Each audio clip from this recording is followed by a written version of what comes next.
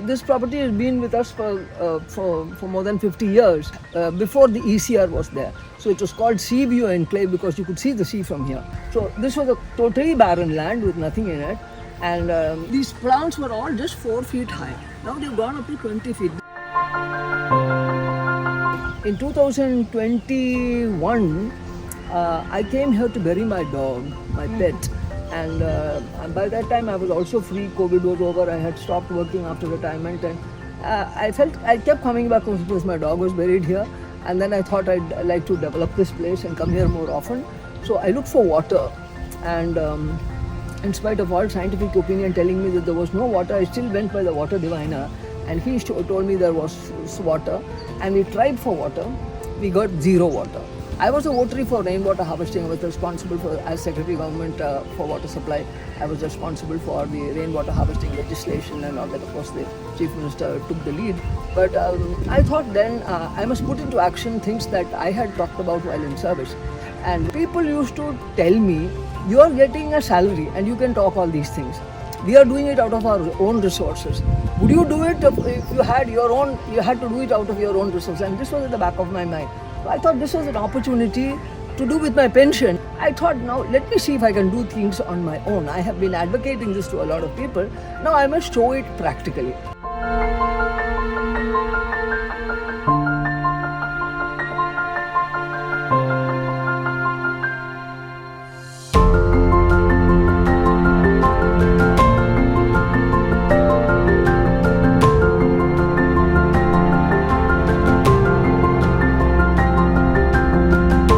We came here and we decided what shall we do to harvest water into this property. So the first thing we did is we went by the lie of the land. The lie of the land is a slope. Normally everybody's effort is to raise the property to come to the road level. We let the land be and dug a channel so that the water comes, all the rainwater from the upper reaches from the eastern area flows westward because there's a lake on the other side. So the natural flow of water, we captured that. This rainwater harvesting, this is a paka pit with a lot of these jelly, these small stones. We put here so that the water could be drained to an open well we had.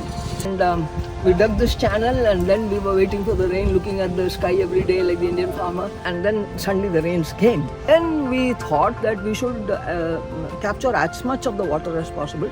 So we dug one more channel in the middle of the property, and we made a fish pond. Because of the rainwater, the bore well, which was completely dry and there was no water, the rainwater collected in the bore. I got 10 feet of fresh water. So I put a hand pump there, and now we are drawing some water out of that, which is the local water is a little saline, but this is rainwater, so it is very good quality water.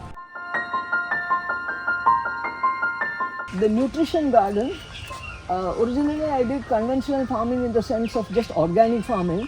Now we are doing what is called permaculture. A long form of it is permanent agriculture, where you interfere minimum with nature's processes, where pests predate on each other, and you have a mixture of crops which prevents wholesale destruction of a crop by a pest or by anything. So the first we did was an agroforestry or a Miyawaki forest. These plants were all just 4 feet high. Now they've gone up to 20 feet. This is from 2021 December till today. This is the growth.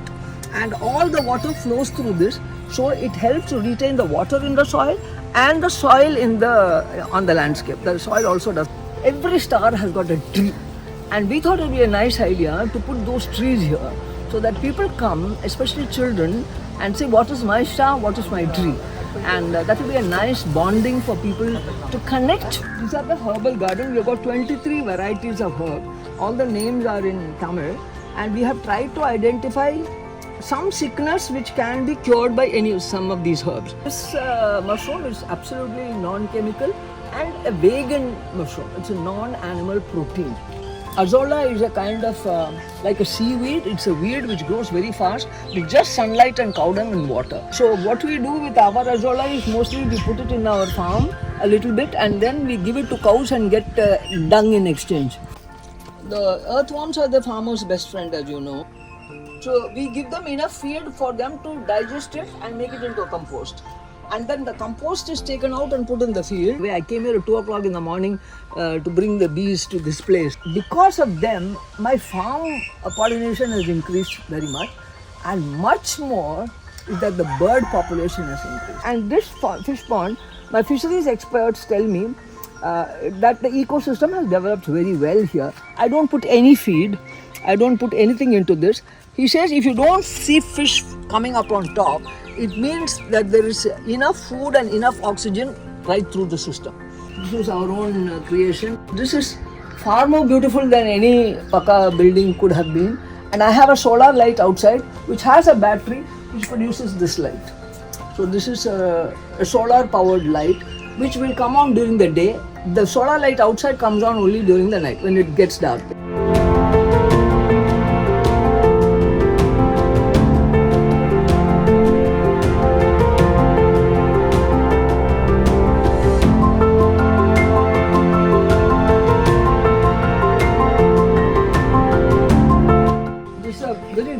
One now there are better varieties of this, which is a urine diverting toilet.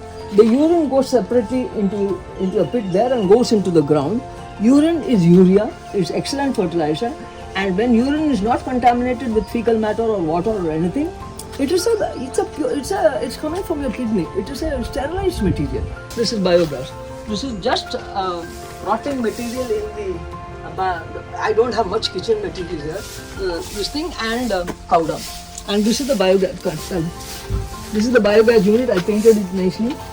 And we feed the things here and the gas comes out of there. This is a solar cooker. This reflects the sunlight into this